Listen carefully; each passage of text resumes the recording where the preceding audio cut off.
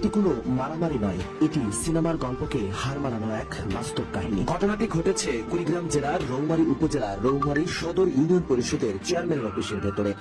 কুড়িগ্রামের রৌমারীর পদ্মাচর এলাকার কবির হোসেন আর বাউই গ্রামের জুই আক্তার দুজনকে মন প্রাণ দিয়ে ভালোবাসে। দীর্ঘদিন ধরে চলছিল তাদের এই পবিত্র ভালোবাসাটা, কিন্তু এক পর্যায়ে যখন সবার মধ্যে জানাজানি হয়, একে অপরকে বিবাহ বন্ধনে যখন রাজি হয়, ঠিক তখনই পরিবার হয় তাদের প্রধান বাধা। মেয়ে পক্ষ এবং ছেলেপক্ষ পরিবার কোনোভাবেই মেনে নিচ্ছে না তাদের এই সম্পর্কটি। অবশেষে বাধ্য হয়ে সেই সম্পর্ক ছিন্ন করার জন্য ইউনিয়ন পরিষদে বিচার নিয়ে গিয়েছিলেন। সেখানে সমঝোতা তো বরং হয়নি, বরং সেখানে ঘটেছে এক ইলাহি কাণ্ড। ছেলে এবং মেয়ে দুই প্রেমিক প্রেমিকা এমন ভাবে জড়িয়ে ধরেছে, কেউ কাউকে ছাড়ছেন না।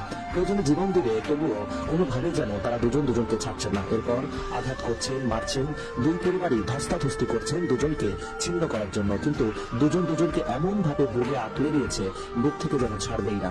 কিন্তু তাদের পরিবারগুলো কিভাবে দেখেন দুজনকে আঘাত করে দুজনকে আলাদা করতে চাচ্ছে, কোনোভাবেই যেন তারা দুজনকে ছাড়ছে না। মনের মাঝে এই যে আন্তরিকতা, ভালোবাসারই বন্ধন, যতই ছিন্ন করুন, টেনে ছেঁচড়ে নিয়ে যান, কখনো কি তাদের সেই ভালোবাসাটা বিচ্ছিন্ন করতে পারবেন?